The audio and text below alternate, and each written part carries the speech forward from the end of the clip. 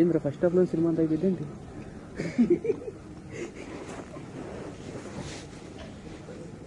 ఏం చేస్తుంటావు? ప్రస్తుతం నేను ఖాళీ సార్, కానీ ఎంబీఏ చదివాను కాబట్టి ఏ ఉద్యోగం ట్రై చేసినా వస్తుంది. అమ్మా నాన్న? నాన్న ఇండస్ట్రియలిస్ట్ సార్, రీసెంట్ గానే ఫారెన్ నుంచి షిఫ్ట్ అయ్యారు. నేను అమ్మ హైదరాబాద్ లో అమీర్పేటలో ఉంటాం. అంటే విడిపోయారా? అవును సార్.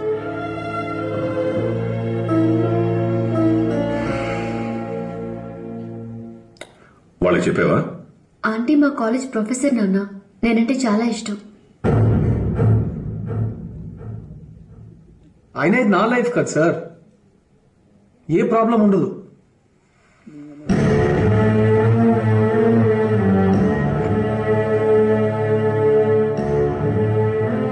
ఇతన్ని బయలుదేరమనమ్మా. తనని ప్రేమించాను నాన్న.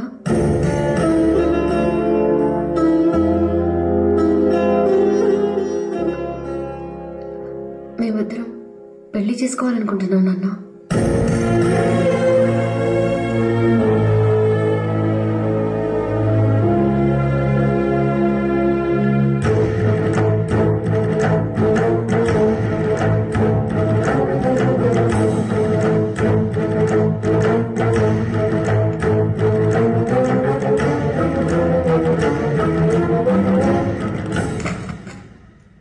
ఇందులో దాని పెళ్లి కోసం కొన్న నగలు డబ్బులు ఉన్నాయి, తీసుకెళ్ళండి.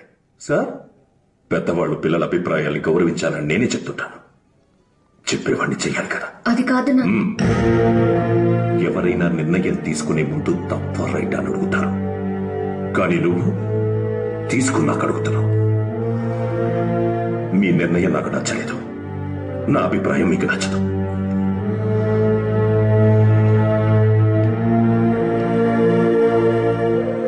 అయినా ప్రేమించడానికి మీ ఇద్దరి అభిప్రాయాలు సరిపోయాయనుకున్నప్పుడు పెళ్లికింతమంది ఆశీర్వాదాలు ఎందుకు? బయలుదేరండి.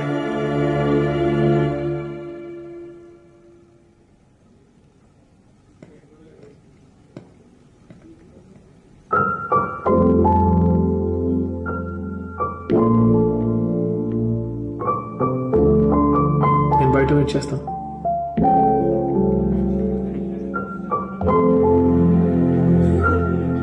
నీ ఇష్టం, అంతా నీ ఇష్టం నాన్న. ఏ బట్టలు కొనుక్కోనంటే వేసుకునేది నువ్వు, నీ ఇష్టం. ఏ గ్రూప్ తీసుకోనంటే చదువుకునేది నువ్వు, నీ ఇష్టం. ఏ నగలు కొనుక్కోనంటే పెట్టుకునేది నువ్వు, నీ ఇష్టం. ఒక రోజు, ఒక వారం, ఒక నెల, ఒక సంవత్సరం ఉండే వాటిలో మాత్రం అన్ని నా ఇష్టం. మరి జీవితం అంతా నాతో ఉండేవాడి విషయంలో మాత్రం నా ఇష్టం ఎందుకు కాదంటున్నాను నాన్న? నీ ఇష్టం, నీ ఇష్టం అనడం వరకే నీకు తెలుసు. నువ్వు బట్టలు కొనుక్కోవడానికి ఓ మంచి షాపు కోసం ఊళ్ళో ఉన్న షాపులన్నీ వెతకడం నాకు తెలుసు. నువ్వు చదువుకోవడానికి ఓ మంచి కాలేజీ కోసం సిటీలో ఉన్న కాలేజీలన్నీ తిరగడం నాకు తెలుసు.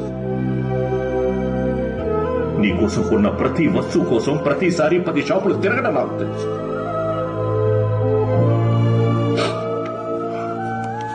ఇప్పుడు కూడా చెప్తున్నా, నీకు పెళ్లి చేయాలనుకున్నప్పుడు 100 సంబంధాలు చూసేవాడిని.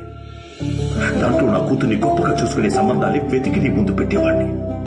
వాళ్లలో నీకు నచ్చిన వాడిని నువ్వు సెలెక్ట్ చేసుకుంటే అప్పుడు కూడా నేను ఇలాగే నీ ఇష్టం అనేవాడిని.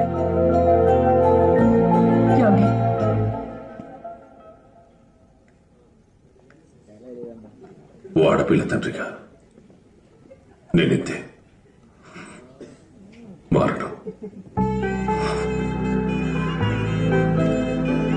అయినా ఒక విధంగా నేను అదృష్టవంతుణ్ణి. ఈ చుట్టుపక్కల ఊళ్ళని గొప్పగా చెప్పుకునేలా నా కూతురు పెళ్లి ఘనంగా చెయ్యాలని మంచి కలలు కన్నా.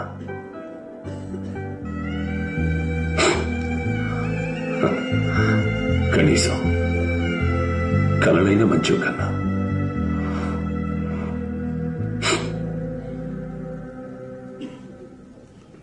వెళ్ళను నాన్న. ఎందుకు వెళ్ళాలి?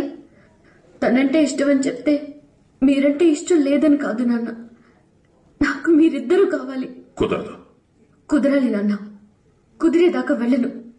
మీరు చేసే తప్ప పెళ్లి చేసుకోను. అలానే అతని తప్ప ఇంకెవరీ చేసుకోను. నేను మీ కూతుని నాన్న. మీ పోలికలే వచ్చాయి. నేను ఇంతే, మారను.